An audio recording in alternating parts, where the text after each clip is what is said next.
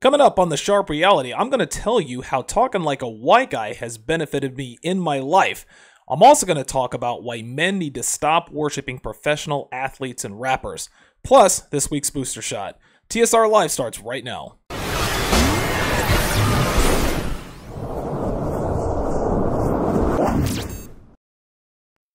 Previously on TSR Live. She'll say, well, counting you, I've only slept with 3 guys. And he'll be like, sweet, I'm only guy number 3. And I probably have the, and she's told me that I'm the biggest dick of all. Right, he believes that shit because he just doesn't know. But 5%ers know that that same girl who tells him 3 has slept with 333 different dudes. Yes, guys, it is good to know about women. It's good to know about what makes them tick. It's good to know how to handle them and so forth. But asking a woman her notch count is always a bad idea for a 5%er because no matter what she tells you, you start losing attraction for her the instant she answers you because you know she's a fucking liar. And now your man, Donovan Sharp. What's up, guys? It's your man, Donovan Sharp, and welcome to this edition of TSR Live on a Tuesday. It is September 12th, 2017, a little over a week before the first official day of fall. Fall is easily my favorite season of the year. You've got the best weather, weather in the 60s and 70s during the day. Obviously, you get the 50s at night, which is great. It's, of course, it's great for bike riding and things of that nature. If you're a bike rider like myself, football is back in full swing. That's another great part about the fall. Halloween is a great holiday because you get to stuff your face with candy and sweets, and also look at girls wearing slutty clothes. I actually call it Slutoween because that's obviously what it is. Then we've got Thanksgiving and of course more football. So autumn's just around the corner, and I'm definitely excited about that. As you can see, I've moved my studio up a little bit. You guys can sort of see what's going on here at Sharp Studios at TSR Towers. Just trying to give my show a little bit more in the way of dimension. I figured you guys get tired of looking at the wall. I know I do when I review these videos. I'm like, man, I gotta get some dimension in here. So I figured I'd open up my world to you guys a little bit more and see how that goes. Later on in the show, guys, I'm going to talk about a woman who wrote an article about how she's lost count of the number of guys she's fucked, and she isn't ashamed of it. That'll definitely be an interesting segment. I'm also going to talk about why men need to stop worshiping athletes, professional athletes, and why black men specifically need to stop worshiping rappers, R&B singers, etc., etc. But I'm going to start things off today by talking about by talking about a couple of advantages that talking like a white guy has given me over the years. Now, listen, let's not split hairs, guys. We all know that not all black people sound the same. We all know that not all white people sound the same. So save the whole educated versus non-educated, rednecks versus hood rats arguments for now. Those are valid points. Nobody's arguing that. But what I'm going to talk about, that's not what I'm going to talk about here today. That's probably going to be a different episode for a different day and time. But when people hear me talk, they don't say you don't sound like a black guy, Donovan. They say you sound like a white guy. So I'm going to call it the way it's been said to me my whole life. Say whatever you want about the wording or the connotation or the factual accuracy, whatever. I don't care. People say I sound like a white guy, so that's what we're going with today. Anyone who listens to my podcast or has dropped in on appearances that I've made in the past on different podcasts with Oshay Duke Jackson, Alan Roger Curry, Obsidian Radio Live. You guys know at this point, you guys know 2 things about me. Number 1, I am opinionated to the point of condescension. I am unapologetically condescending. I don't give a fuck, man. When it comes to women, I don't give a fuck. You sound condescending. Bitch, fuck you. I don't care. Number 2, I sound like a white guy. All right, and I'm not talking about sounding like a well-spoken black man. I'm talking about people who are genuinely shocked that when they find out I am African American, that I am actually a black guy. On the very first video I did where I showed my face and showed the world, the first thing I said, yes, as you guys can see, I am now black. Now, being told that I sound like a white guy, that's nothing new to me, guys. I've dealt with that. I've dealt with this most of my life. Especially, I dealt with it a lot right after I got out of the military. I was raised on military bases until until I was 16 years old. And on military bases, everybody sounds the same. Like we all sound the same. It doesn't matter what your color or race is. Black kids, white kids, Hispanic kids, we all sounded exactly alike. But it wasn't until I became a civilian when we moved to North Carolina when I was 15, 16 years old that it actually dawned on me that I didn't sound like other black kids around me. Now, black men who identify this know about the weird looks we get from our own people, as well as the white people and other races of people who seem to stereotype us or who see us as the stereotypes that we're portrayed as in the mainstream media. Unfortunately, the majority of the hate that we get for not sounding like the typical black person is other black people. White guys and, white people kind of give me a second glance when they hear me talk, but most of the hate, most of the sideways furtive glances I get are from people of my own skin tone. When I moved to North Carolina, I got made fun of. I was mocked. I got called all kinds of names. And for a while, it bugged the shit out of me, man. You guys know I'm hot-headed by nature, so as you guys can probably imagine, I got in a lot of fights over this particular issue. But the jokes, when I got to college, the jokes stopped because college is a melting pot. You got people from all over the world converging in one area. So I thought to myself, finally, this shit is finally over. Well, I was wrong.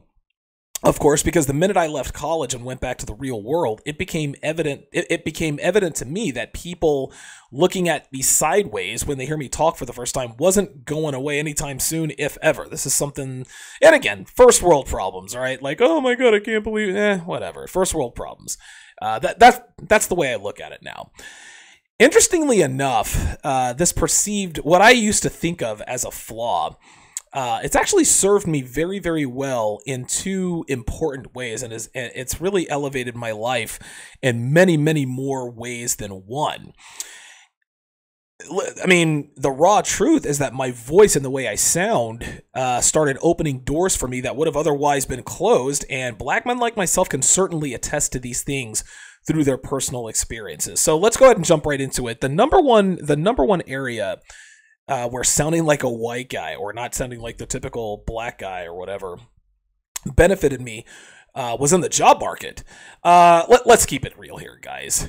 When you send your resume to a company and the hiring manager sees the name Jaquan Divine Harris, all right, guys, he is more than likely to dismiss you as a potential candidate. We can all, he shouldn't. Guys, we know he shouldn't, okay? But guess what? This is the real world. When hiring managers get resumes like this, their resumes are a lot of the times their resumes are thrown in the trash or they are disregarded just because of the spelling of the name or what kind of name. This is just how it is. This is the cross we bear. There's nothing wrong with that. There's nothing wrong with the name Jaquan Divine Harris. That's a fine name. But the fact of the matter is that when companies see names like this, guys, they prejudge you and then they subsequently dismiss you. Again, this is how it is.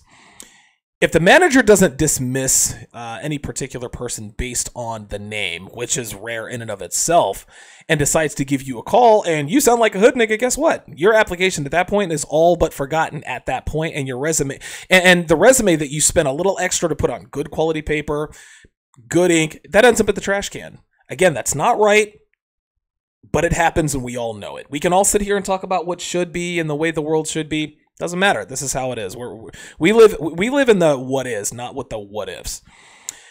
Luckily for me and other men like me who can certainly identify with this, our voices, me particularly, I mean, it's gotten us a shitload of opportunities in the workplace. And, even though I'm fortunate enough not to have to work a 9 to 5, my voice still opens doors for me, even to this day, in many ways, shape or forms.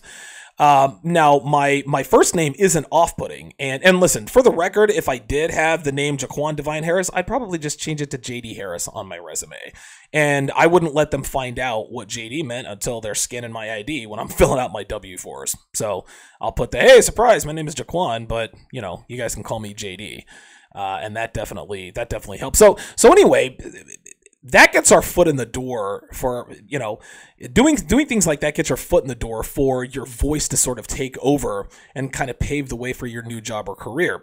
So when our own people attempt to try to clown us about not sounding hood or ghetto, listen, man, we laugh on the inside and sometimes even on the outside, and we take solace in the fact that our quote sellout voices, that affords us many more job opportunities than these idiots who shame us, which in turn leads to more money and a much better life. That's the first way. The second way that my voice has helped me is with girls and with game. Back when I was in my teens and I would say early 20s, I wasn't really taken seriously by black females because of the way I talked, okay? Sure, I'm a good-looking guy. I'm in great shape. I mean, I was even in great shape back then, of course, until I ballooned up to 312 pounds like I showed you guys back in, I think it was episode 108. Look, grab a barf bag if you want to look at that. But listen, I'm still a good-looking guy, still in great shape, but I was consistently passed over dudes who sounded more like what they considered to be the norm. But a funny thing happened when I moved to Atlanta for the first time in my early 30s, which we all know is known as the Black Mecca of the South. All of a sudden, black women started paying more attention to me and started giving me the time of day. Guys, the thing is this, man. When I was in Atlanta, I had my pick of the litter, all right? And if I wanted to, dude, I could have been smashing every black girl under the sun. But after a few months, I started realizing that these weren't the same. These women that were coming on to me, these were the same kind of woman. These were the same kind of chicks that were rejecting me back in my teens and 20s, okay? The reason they were coming on to me now is now they were looking for a provider for their 4 kids by 3 different dudes. That's what it was. This phenomenon is what we refer to in the manosphere. For those of you who aren't familiar with that, is alpha fucks beta bucks. That is, females spend their prime fertile years getting fucked by bad boy after bad boy, and they have a couple of their kids. Then when they hit the wall in their late 20s, early 30s, they look for a man to take care of them and the kids, because the dudes who put babies in them are long fucking gone and didn't find them attractive anymore. They're off to sow their wild oats. Well, thankfully for me, I figured this out rather quickly. And dude, as soon as black girls came on to me, or whatever the case may be, dude, I bounced like a bad fucking check. I never gave those bitches the time of day. And by then I had already, it was funny. I hadn't realized that I hadn't fucked a black girl in quite a while when I actually moved to Atlanta. But it actually got me thinking, you know what? When's the last time I fucked a black girl? Then I forgot about it and went on with the rest of my life. When I found the red pill shortly after coming west from Atlanta, that's actually where I was before I came west, I slowly but surely started weaning off of black women as a source of easy pussy. Like I said, it wasn't something I did consciously. It was just a natural progression in my overall game. The better I got at sleeping with beautiful women, the less attractive black women became. And as a result, dude, I stopped hollering at them or talking to them altogether. As a good-looking black guy who stands at 6'1", I'm 231, I'm in great shape, I've got tattoos, I've got the look of a bad boy. That gets me a lot of attention from females of all races, okay? Then they hear me talk, and at that point, getting laid is all but assured. Remember now again, I'll take you back. Remember the whole alpha fucks, beta bucks thing, right? Well, this is how it works for me. When women hear me, okay, they foolishly think that I embody both sides of the feminine imperative, all right? I've done a couple of podcasts with Alan Roger Curry, and we discussed on more than one occasion that the men women want and the men women need, which is alpha fucks, beta bucks, are 2 different men, okay? You can't find a provider and an alpha male in the same man. It's very, very rare these days. Few men, if any, embody the bad boy provider that women the world over are desperately seeking. And my voice gives women the impression that I am that man. They say, oh, he's a tall, good-looking guy, he's in great shape, blah, blah, blah, blah, blah. This guy could fuck my brains out, and the way he talks, maybe he'll stick around. They don't consciously think this, but they think that because I sound the way I do, that I must be a nice guy. They don't know that beneath the surface, I'm a fucking hothead, and I lose my temper very, very easily in that regard. Now, of course, I don't have any intention of being a woman's beta bucks, but they don't know that. So fucking them really is as easy as taking candy from a baby. Black men who talk like white boys, they more than likely have the same advantage over most men in the dating market, embodying both sides of the feminine imperative, as it were. At the end of the day, man for man, guys, most black men have more game than any race of male in the West, regardless of the way we talk. Okay, you can say, "Oh, well, no." Listen, man, black dudes have better game because we have to. We don't get as many opportunities to fuck beautiful women as white dudes do. White guys are every woman's type. So we already start maybe a step or a half a step behind. Well, as men, we adapted, we tightened up our game, and now we can fuck almost as many different kinds of women from different kinds of races as white guys can. This is just the way we do it. This is called evolution. So the next time you guys get shamed, guys out there who sound like I do, the next time you get shamed, made fun of, or worse, asked, why you talk like a white boy? Just shake your head with a smirk. Don't give that bullshit inquiry the time of day. Just continue to kick life. Just continue to move on with yourself and kick life's ass like you've been doing for the last 10, 15 years. You guys can follow me on Twitter at Donovan_Sharp. You can also be sure to like my Facebook page, TSR Live with Donovan Sharp. I'm going to start putting content up there here in the not too distant future that you're not going to be able to find here on YouTube. Follow me on Instagram, Donovan Sharp. My username, of course, is The Sharp Reality. That is my lifestyle social media feed. I'll post pictures of meals my girl cooks for me, juices. I'll probably, if I can get some space, I'll probably start, posting pictures of my deadlifts, bench press, just kind of giving you guys fitness. Like I said, I'm not a health and fitness guru, but I know enough. I mean, obviously I'm not, obviously I know what I'm talking about in that regard, whether I'm certified or not. So definitely be sure to check that out. If you guys want to get in touch with the show, you guys can tweet the show with the hashtag TSR Live with Donovan Sharp, or you can go to my website, thesharpreality.com. Go to the contact tab if you have questions, comments, show ideas, personal stories you'd like to share. Just drop me your thoughts. Drop me your thoughts in the TSR inbox there. All right, let's go to chat and see what we've got going on here. Simply Deep 1985, good to see you back. Definitely a regular listener. Cool Coley CC, like it. Very good. Taylor Watson coming strong with the hit the fucking like button. Yeah, let's get those likes up, man. I'm trying to get 100 likes per video. Absolutely. Ruminant Melanoid. What's going on, man? Ruminant, and again, I hope I'm pronouncing that correctly, but yeah, like I've seen you comment on a lot of my early episodes, so it's good to see you in here on a live one. Master Mink, what's going on? Good to see you in here.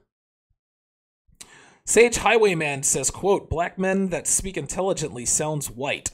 Who has said this the most? Black women. So what does that tell you about what black women think of white people versus black people? That's a very good point. I never really thought of it that way. But yeah, when they say, why you sound like a white boy? Yeah, 90% of the people who say that are women. So James Jefferson says James Jefferson was also raised on a military base. Very good. Yeah, my dad actually, I don't know how he did this, but he pulled off the rare feat of serving in two different branches of the military. So the first half of my military life, from ages I think 0 to 8 or 9 years old, he served in the military, and then from 9 to 16 he served in the Air Force.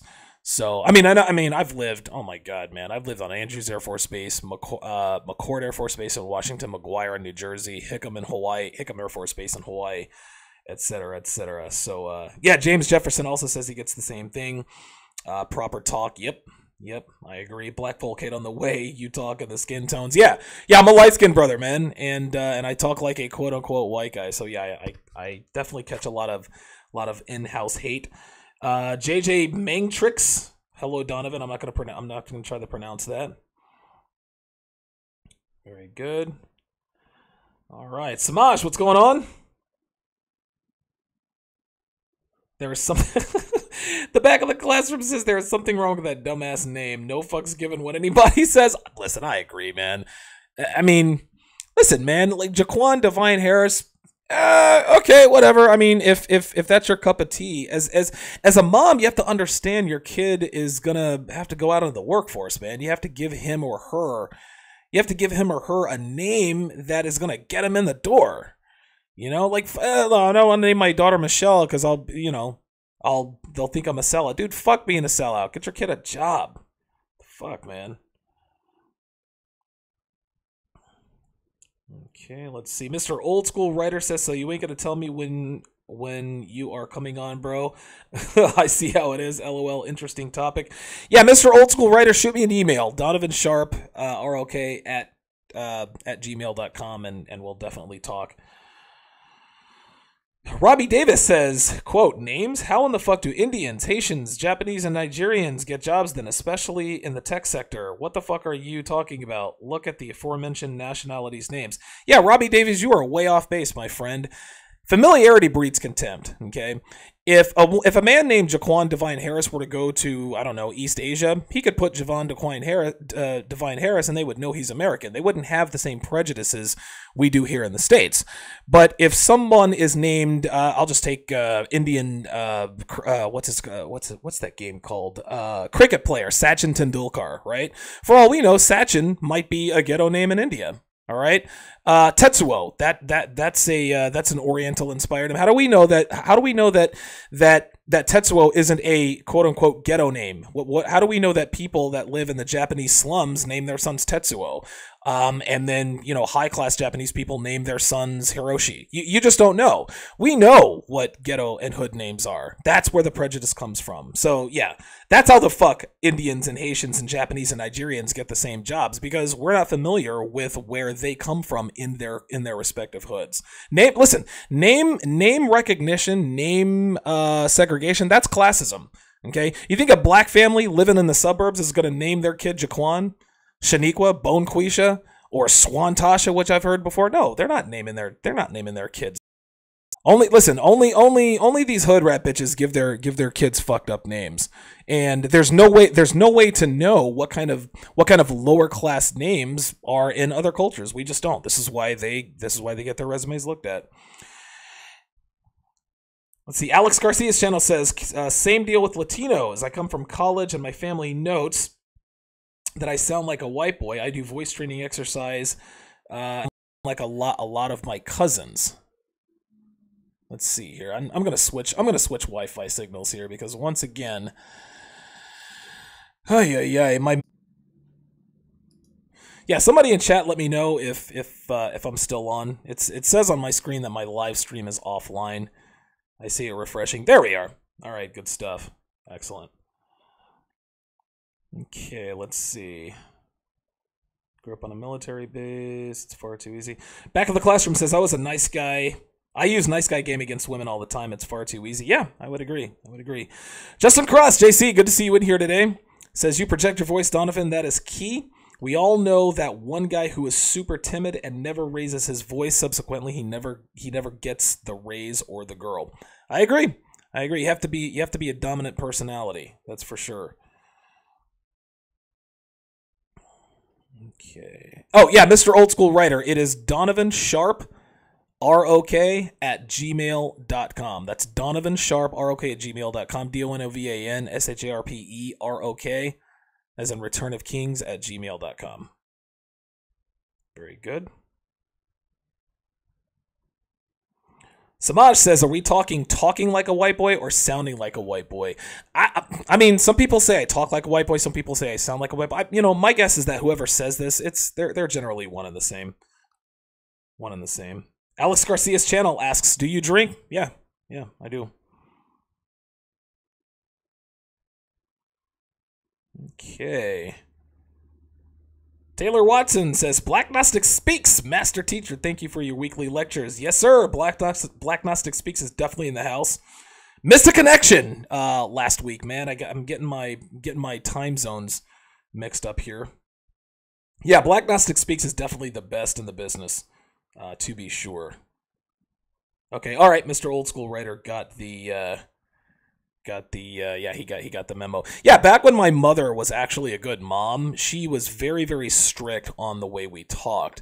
Anytime we said, I ain't got no homework or I ain't got no money, we'd have to turn our hands over and she would crack the back of our hands with a spoon. So that was one way she tightened up our speech. And it's definitely like I said, it's definitely become much more of an advantage than I ever would have thought possible. So, Simply Deep 1985 says, I bet you if these black chicks on the phone, especially if they're swirlers, their vaginas get wet, but then they see what you look like and be like, "Oh shit." Yeah, you're definitely not wrong about that. That's for sure. Yeah, you nailed that one. Oh my goodness. All right. Well, I'm going to go to my second topic here, my next segment here. I'm going to call this Grow the Fuck Up and Stop Worshipping Athletes and Rappers.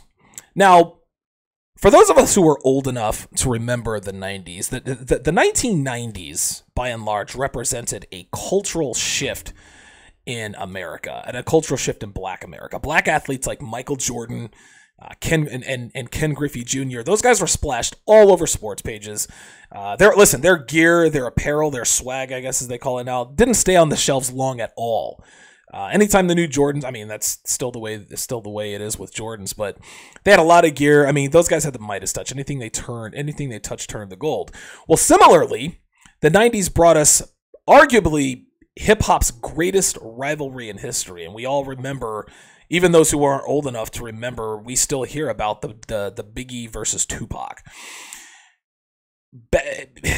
I don't know if I'm using hyperbole here, but in the rap game, battle lines were literally drawn as people who were raised on the East Coast, they rep the notorious b.i.g, while those on the West Coast, those guys rode for Tupac. Now, while Biggie and Tupac were both cut down in their primes, I think they both were shot. I think they were both murdered at 25, 26 years old. Michael Jordan and Ken Griffey Jr. and other black athletes continued to set trends in both black and white America. Okay, Griffey was inducted into the Baseball Hall of Fame recently, and I mean the Jordan brand, that is the most recognizable. That's probably one of the most recognizable brands worldwide. But a disturbing trend surfaced at the dawn of this seismic shift in culture, and unfortunately for a lot of men, it continues today, and that is hero worship. I remember back when I was riding to work with a dude, I think I was living in Greensboro or wherever, and he had Hail Mary blaring over the speakers. And he was a white guy, and when the track was over, he's like, man, Tupac was a genius, man. Like, he wasn't just a rapper, man. Like, he was more like a poet. And he sat there and he just continued to wax poetic about how lyrically brilliant Tupac was. Now, he changed the world, basically sucking his dick and talking about Tupac like he was a fucking god. I remember thinking to myself, dude, this dude worships Tupac. Now, look, to each his own. Okay, if that's your thing, do it. But to me, there's something fundamentally wrong with a man worshiping another man. Now, on the Eastern Seaboard, okay, New Yorkers and other East Coast hip hop fans were also turning Biggie Smalls into a deity. Hyperbolic statements ran rampant during his rise to stardom, and like Tupac, a lot of that still continues today. Now, guys, don't get me wrong here, okay? There is no doubt, do not mistake me, guys, there's no doubt that Biggie and Tupac are two of the greatest, they're two of the greatest recording artists of all time. Definitely two of the greatest MCs of all time, for sure. I'd probably put Rakim, the greatest MCs of all time for me is Rakim. He's number one. Rakim, Nas, then Biggie. I was an East Coast guy, then Biggie, then Tupac. So it goes Rakim, Nas, then Biggie, then Tupac. But Biggie and Tupac's untimely deaths only really adds to their legend and their respective legacies. But grown men in their 40s and 50s, they talk about these dudes as if they turned water into fucking wine or cured cancer. Yes, listen, guys. Yes, there is real value in true art. There's no doubt about it, all right? But as men, we are blessed with the gift of compartmentalizing the artist from the art. Acknowledging what these two men did in the studio were great and represented a paradigm shift in the world of hip-hop and music in general. Okay, that's perfectly fine. But getting tattoos, putting posters on your wall, or putting them in the same class as guys like Martin Luther King Jr. or Nelson Mandela, guys, that's not only foolhardy, that's irresponsible. You can't do that. Okay? Yes, they did their thing. They were the best at what they did. Guys, they weren't fucking doctors or scientists. They were recording artists. As talented as they were, guys, at the end of the day, they were simply recording artists who happened to be better at it than most. Men need to stop slobbering over these dudes every time their names come up and just leave it at that. Guys, leave that kind of fanboyism or that groupieism. Leave that to the women who throw their panties on stage when the Beatles are in town. I guess to have a comparison. Now, as far as athletes are concerned, to me, guys, I don't know if I'm the only guy who feels this way, but to me, it is a sad fucking state of affairs when people camp out at Foot Locker for the privilege of paying upwards for $300 for a pair of shoes with the Jordan name on it. I understand, sneakerheads, you guys are passionate about footwear, and it helps a lot of people make a good living. You know, you're in a club. I get it, like-minded men, blah, blah, blah, blah, blah. But to me, the Jordan fetish, that is a symptom of Jordan. That's a symptom of Jordan worship. Michael Jordan is widely regarded as the greatest player in NBA history. Now these days, he's a business mogul. He's worth over $1 billion. He's got all sorts of businesses. He's part owner of the Charlotte Hornets. Needless to say, he's done well in life. He's got a hot wife and all that stuff. While it's fine to admire the achievements of professional athletes, guys, wearing his jersey is one of the most pathetic things a man can do in his life. Wearing another man's name on your back not only disrespects you as a man, it disrespects your family name. There's no reason to have another name anywhere on you that isn't yours. I don't want to hear, well, and I saw one guy, I remember I was in a debate, and this guy was like, "Well, you've got another man's name on your hand now. Look at your tag." No, you fucking dickhead. Of course, everybody's got that. I don't have it splashed on my back. Get the fuck out of here with that disingenuous argument. He shut the fuck up after that. I can't stand people who make stupid, weak arguments just because you wear fucking jerseys. You're pathetic. You don't have to justify your patheticism, if that's a word. Anyway. If you are the fan of a player or a team, cool, dude.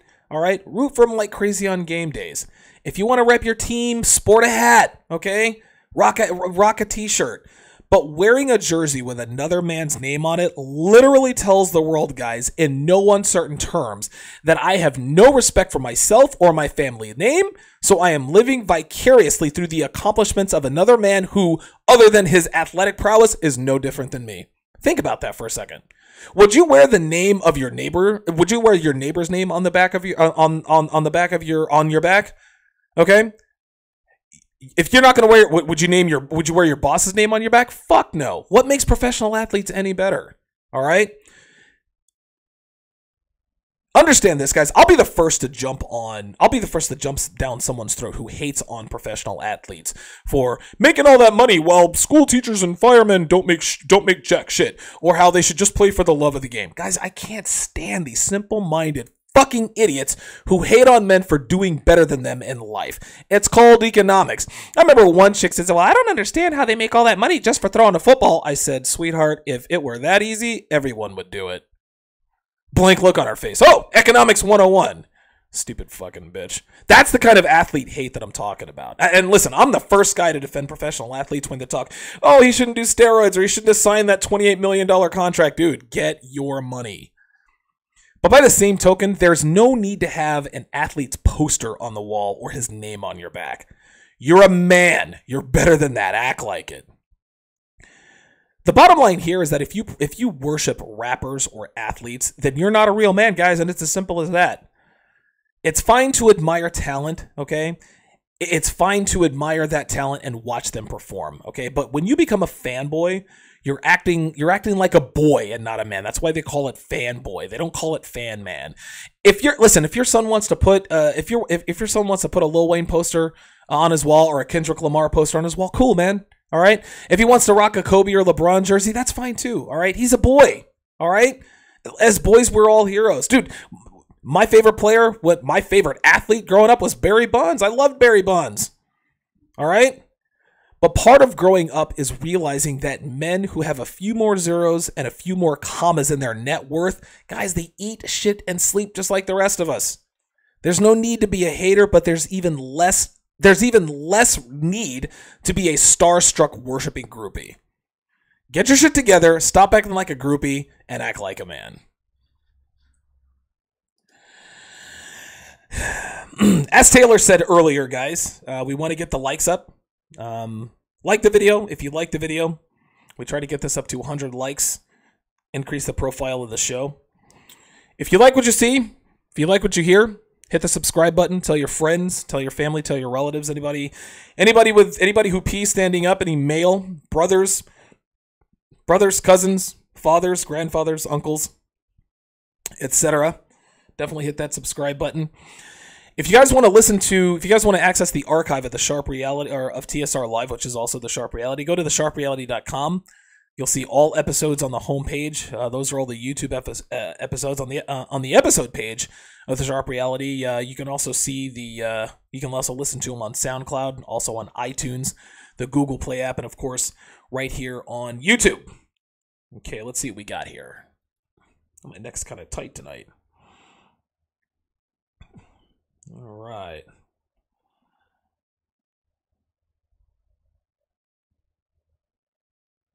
Never Blink says, as Simply Deep 1985, perception versus reality in a nutshell. Totally agree. Totally agree. Never Blink also says, quote, guys, Jordans are good to buy and resell to these idiot sneakerheads. I don't have anything against sneakerheads, but you have to understand this, man. Things are only as valuable as the value we place on them. If we say that a sneaker's worth $300, depending on the brand, then guess what? If they retail for $300, then that's the way it's going to be. You know, Never Blink also says, yeah, the Yeezys are the trend now. Jesus fucking hell, man. $2,000 for a pair of fucking sneakers, man. Dude, oh my God. About a year and a half ago, I paid $500 for a car. Now, I put $1,500 to fix it up and get it on the road, and it runs quite well now. But, dude, I'm not going to pay for a pair of sneakers what I could buy a car or make a mortgage payment with. It just doesn't make any sense. Black Gnostic Speak says, also remember Michigan's Fab Five with the long shorts that merged hip-hop with sports. Yeah, man, definitely, BGS. I also remember the Black Sox. The Black Sox were definitely it. We all love the Fab Five, man. Those are my boys, man. Chris Webber, Jalen Rose, Jawan Howard, Jimmy King. Or Jimmy Jackson, rather. Samaj says, sometimes young black men have a hard time separating rappers' lives from their own. They dress like them and recite the lyrics out loud like they got, and I guess it cuts off there.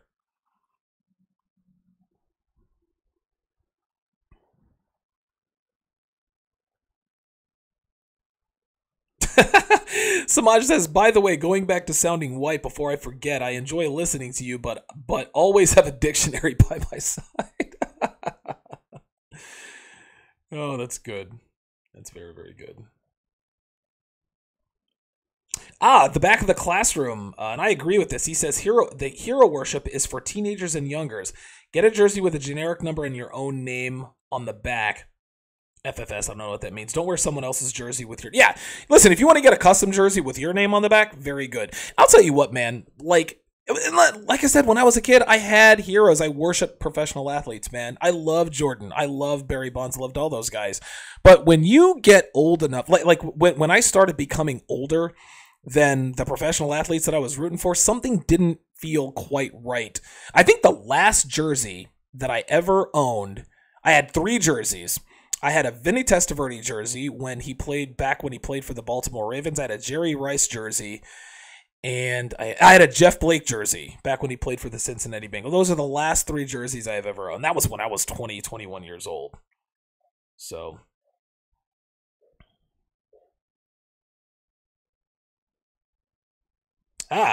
Junior Roses says, I'm a New York Giants fan, even bigger LT fan. Have his jersey. I wear every Giants game when I go to the bar and watch, but I don't worship him. Okay, fair enough. Not something I would do, but... And LT was a fucking maniac. He still is. He's got a nickel a day coke habit, but man, best linebacker I've ever seen.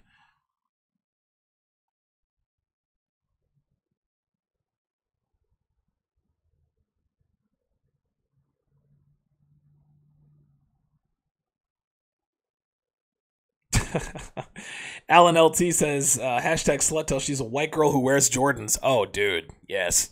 Any white girl who wears Jordans is absolutely a slut. And definitely fucks just black guys.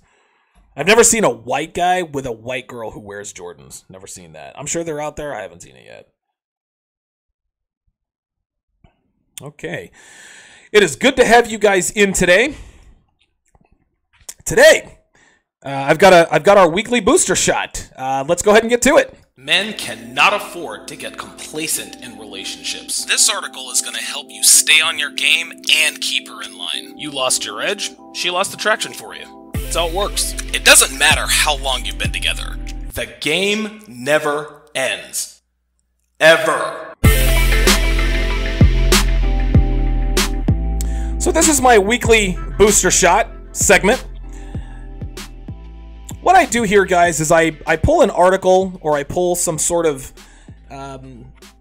something off of something that I heard or saw on Reddit, just to let you guys know that we are human. We are going to have slip-ups in game. Nobody can ever be on their game all the time, every time. And every once in a while, and I would say once a week, we need a reminder that the game doesn't end. We need to be reminded about how women really are, because it is very easy to get lost in the shuffle. If you've had success with women for a while, sometimes it can be very easy to slip back into your beta ways or blue pill ways. Listen, we're 5%ers, we're red pill aware men, but that doesn't mean we don't slip up every now and again. This week's booster shot comes to us courtesy of Cammie Melton, who writes for 100nakedwords.com, and she penned an article a while back entitled, "I've lost the count of guys I've slept with, and I am not ashamed of it." Okay? Now, first thing I'll point out is that Cammie isn't ugly, okay? She's got a decent face, as you can see. There was a close-up I have. Yep, yeah, that's not the close-up. There's a close-up that I had that I forgot to put in here. But she looks like she's got a decent face. She's got a nice smile. Her eyes look big and bright, so she's not bad looking, but she's far from what I would describe as attractive. Her tits are small, so that certainly works against her in my book. She's probably not fat, but you can tell she doesn't really work out, so her body's probably the equivalent of a dude who is skinny fat. I don't know. Tough to tell from just a headshot, but she doesn't appear to be fat. Anyway, the point is that she's a slightly above average looking female from what we can see, and she's written an article that talks about how she's lost count of the guys she slept with. The reason this is important, guys, is that it further confirms that girls don't have to be good looking to be sluts. There are a shitload of fat sluts running around. There are plenty of ugly sluts running around, and there are plenty of fat, ugly sluts running around. This girl is half decent looking, and I can guarantee you her notch count is in the triple digits. Think about that. This girl isn't even 30 years old yet, okay? And she's fucked at least 100 guys. Now, if you look at her quasi bio that I've got on the screen, it says she's a wanderer, adventurer, dabbler. Gentlemen, let's not parse our words here.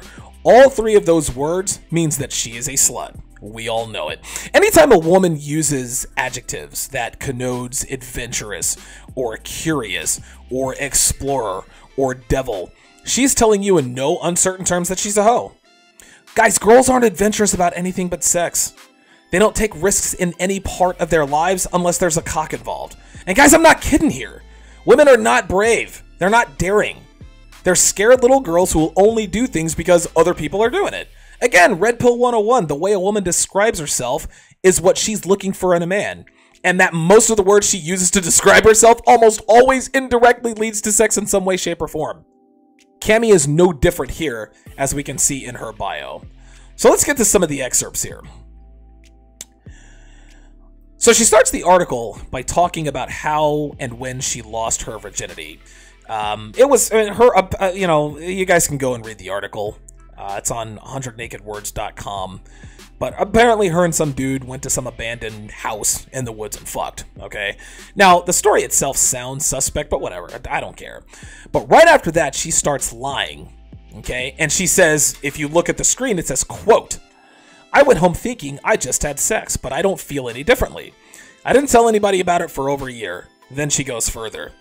It took me over a year to have sex again after that first time, and I wasn't bothered by the abstinence. After the second time I had sex, it was another 2 years before I had sex again. This chick lost her virginity at 15, guys. And by the way, she didn't say she was 15. She said she was in the middle of the summer of my junior year of high school. And that's no accident. She, like all women, they know that the sooner a woman jumps on the carousel, the higher her notch count. They all know this. So she was very careful about her wording. But at 15, she loses her virginity, then expects us to believe that it took her over a year to have sex again, and then 2 years after that? So she got her cherry popped at 15, fucked again at 16, then had sex one more time at 18. So she expects us to believe that her notch count was only 3 by the time she turned 18 when she lost her virginity at 15. Don't let this bitch fool you guys. Her notch count was pushing double digits, and I can guarantee it. Read this with a red pill mindset, and it's an easy conclusion to draw. Now, of course, any confirmed slut always has a rape story. Every one of them. Any woman who has fucked more than 10 guys has a rape story, and so does this chick. So she says, quote, "Then I was sexually assaulted, and in some sort of effort to reclaim my sexuality, or perhaps because it was just fun, sleeping with guys became one of my favorite pastimes. I was safe about it security-wise, health-wise, and emotions-wise. I never went home from the bar with someone I had just met.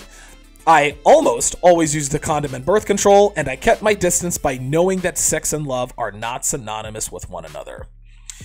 The translation to that excerpt was, "I got drunk and fucked a guy I wouldn't normally have fucked if I were, regretted it when I woke up, decided it was rape to make myself feel better, and didn't go to the cops." Then she says, guys, that she was safe about it. And in the very next sentence, she admits to getting raw dogged. Now, let me just stop right there. She says in the article, quote, I almost always used a condom and birth control. Guys, Cammy's full of shit. Understand this, guys. Any woman on birth control ain't using condoms. It's the reason she's on birth control in the first place. That's like me saying, well, I bought a Lamborghini, but I never drove it over 100 miles an hour. That's bullshit. The only time this chick used a condom is when the dude actually remembered to put one on, because I can guarantee you, she never demanded any guy to put one on. She was on a mission to get barebacked. She got on birth control so she could take loads. All women do this. Guys, condoms suck for men and women. And if a woman's on birth control, it's because she wants to have unprotected sex, period. Oh, it's also cute how she expects us to believe that even though she lost count of the number of cocks she's taken, that she's never went home from a bar with a stranger. Then she tries to this is funny.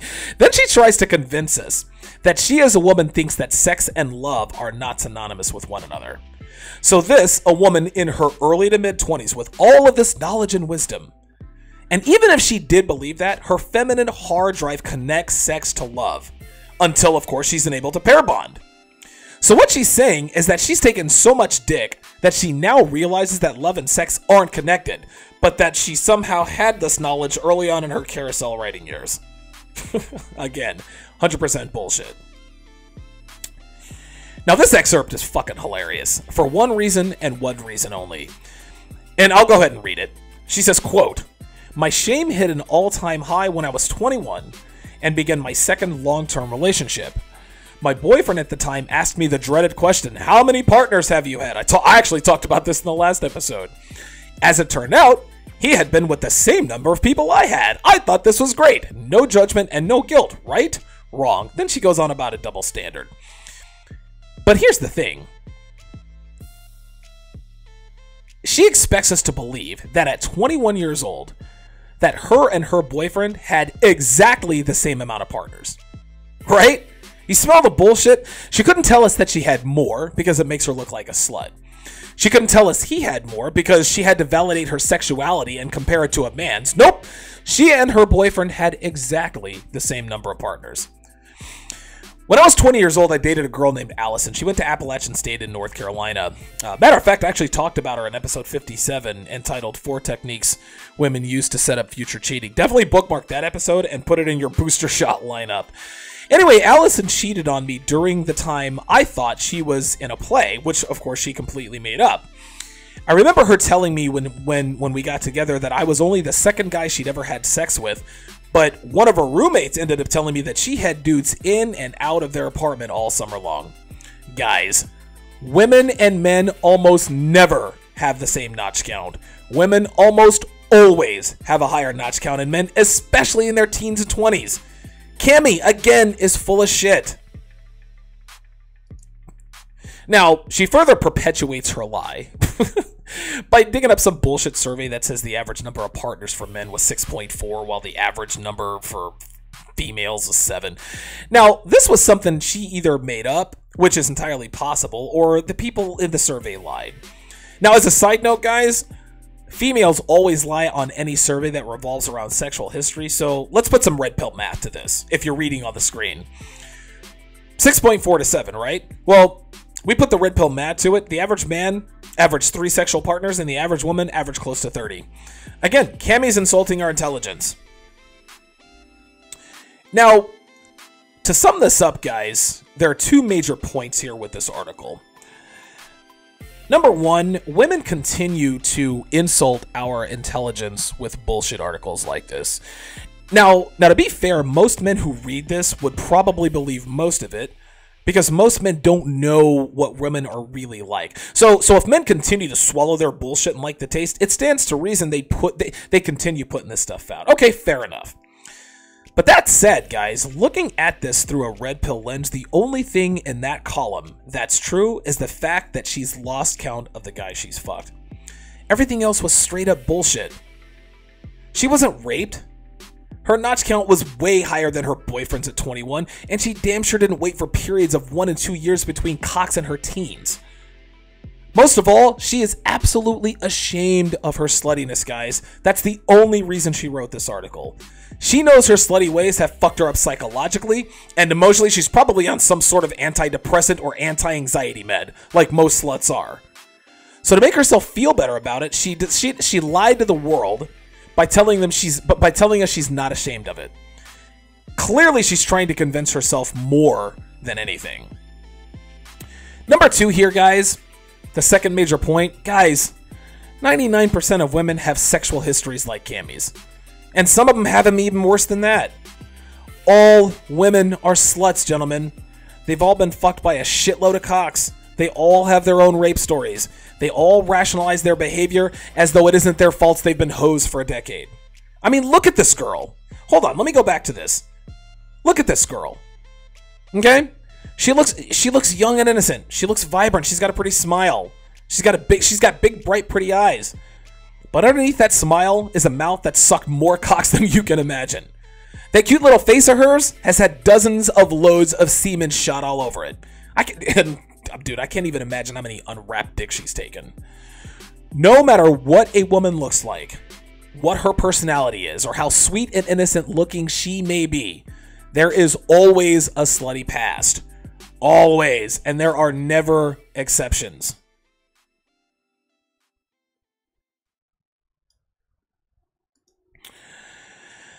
Okay, and that is my weekly red pill booster shot.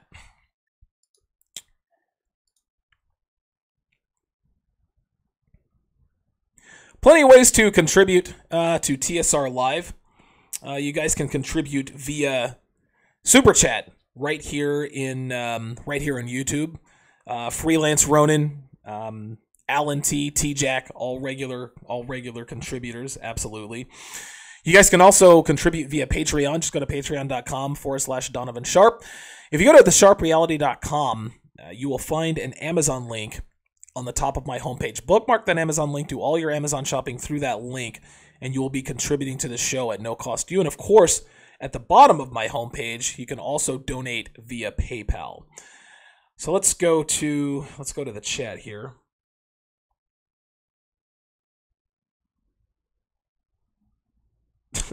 Samaj says, your vocabulary is exemplary. I wrote some words down before. One of them was like vigor, as you described the nefariousness of women.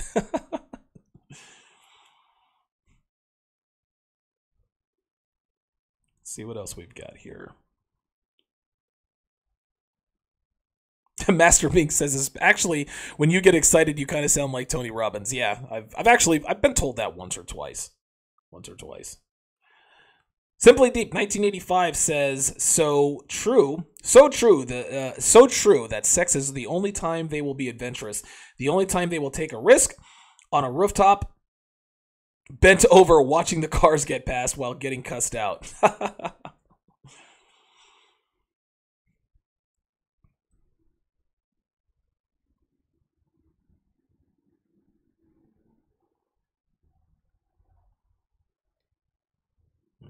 Okay. Impact 145 says talking black/white has nothing to do with someone's vocabulary level. For example, Stephen A. Smith from ESPN is a very well-spoken guy, but he doesn't sound white. Yeah, Impact, you got to get in on the beginning of the show. At the beginning of the show, I said that I acknowledge this at the beginning of the show. So, like, I appreciate you listening, but you have to have some context. That's why I covered this in the beginning.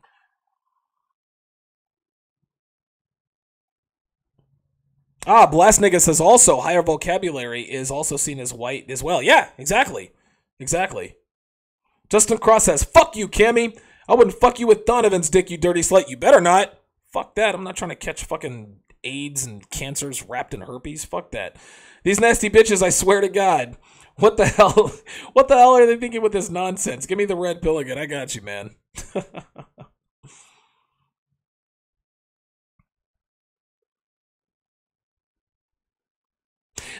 Samaj says, I remember now. The word I said was vapid. Yes.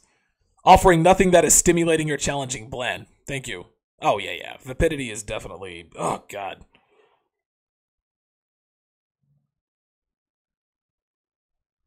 It's Looming says, yo, I sent those bitcoins. Did you get them? No, I haven't, actually. Blast Nigga says, Eagles! You're goddamn right. Fly, Eagles, fly. Oh, God. Banas Tarleton says, what if you want to get married? Are all girls that bad?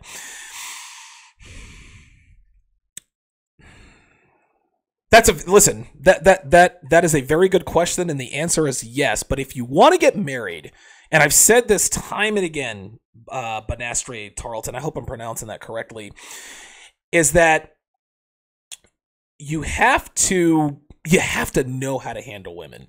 You have to know how to handle today's women. Today's women are self-destructive. Today's women are slutty. Today's women are hard to break because of the years that they've spent getting fucked by countless dudes. That doesn't mean girls are not wife material. It is up to you to make them and to keep them wife material. And you got to understand, most of the time you're going to fail at some point down the line. You could be the most crimson capsule fucking alpha male this side of the Mississippi. You could have a girl on fucking lock. But if a girl has spent enough time on the cock carousel, guys, eventually she is going to... Eventually, she's going to fall back into her ways. So you have to have a firm hand with those women. So if you want to get married, fine. You just have to understand it's not going to be as simple.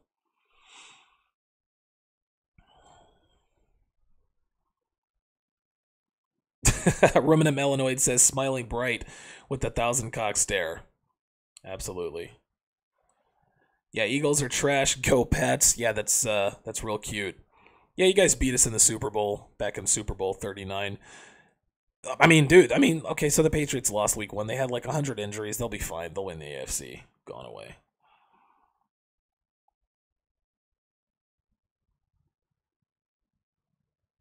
Alex Garcia's channel says, what are your thoughts on weed? I've smoked weed a few times. Not really my drug of choice.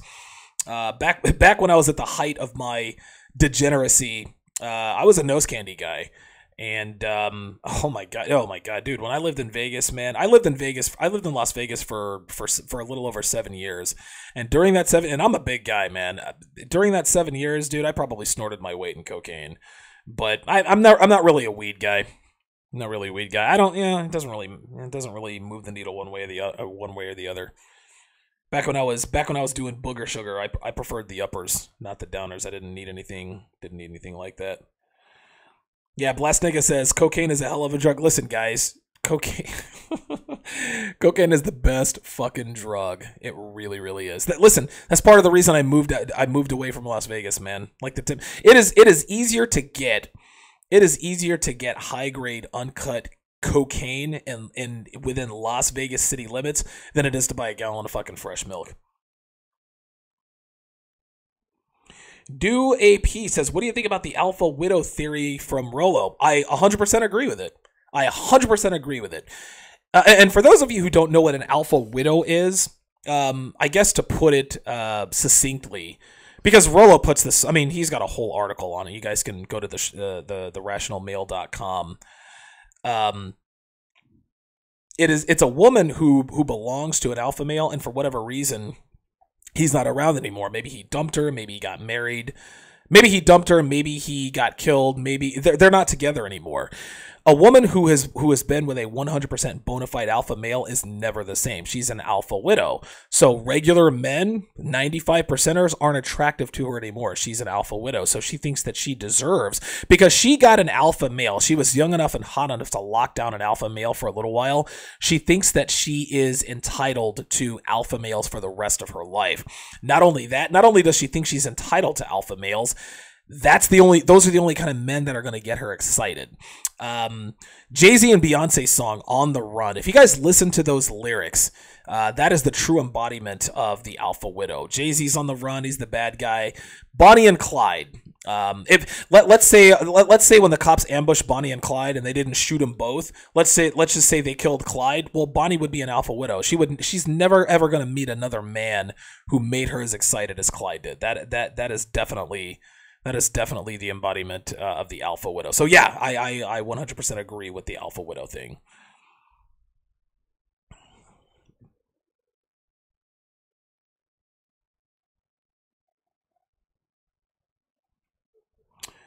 Frank Truth TV says, I love what you do. Keep doing what you do. You are like less emotional version of Tommy. LOL, but both y'all are needed. Yeah, man, I definitely get a little heated sometimes because I'm passionate about what I do, man. And I've always said this, man, and I'll probably do a podcast episode on this. We all know about the stages of the red pill, and one of those stages is the anger phase, where you're pissed off that you've been sold a bad bill of goods by the world around you. You're pissed off at women. You're pissed off at your dog. The world just you're just pissed off about everything. You're angry at women. You're angry at men.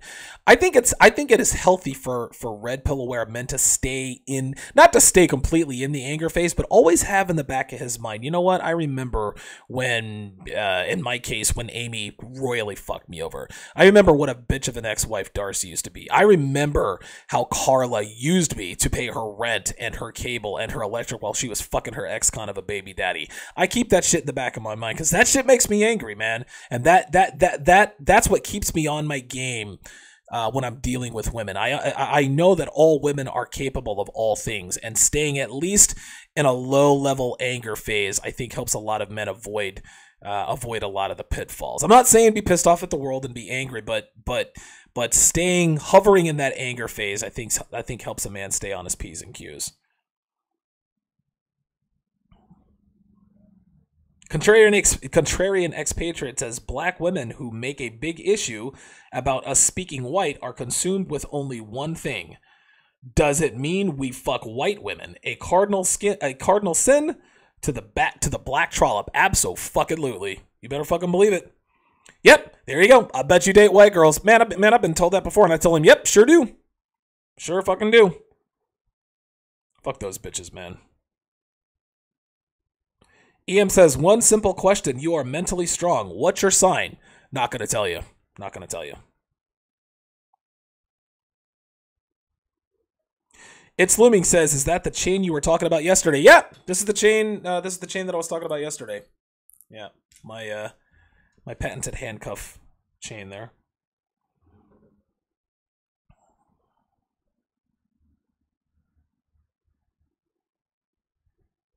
Frank Truth TV asks, what PUA books do you read?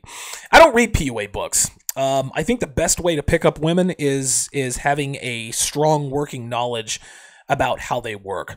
I would recommend going to the Red Pill Reddit, on the Red Pill subreddit on Reddit. In their sidebar, they have listen, The Rational Male by Rollo Tomasi, all 3 of his books. Absolutely read those.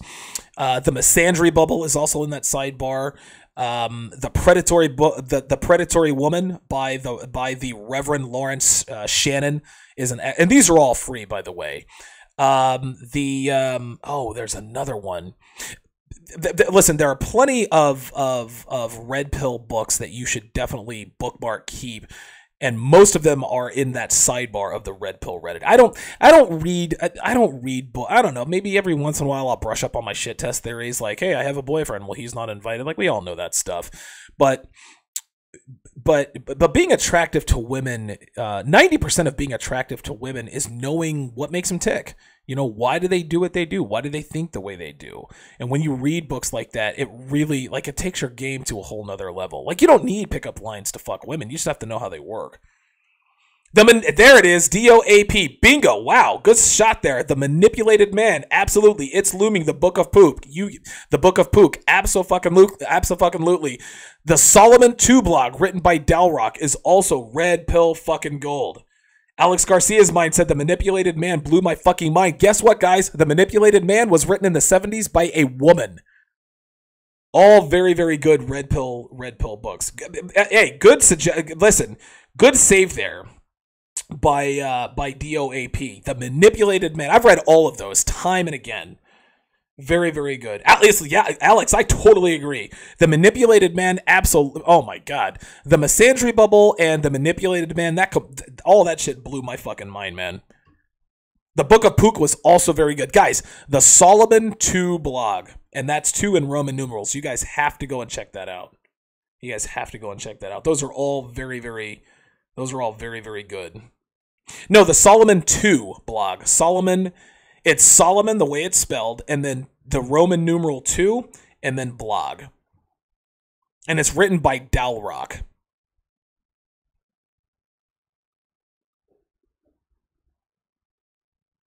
Excellent.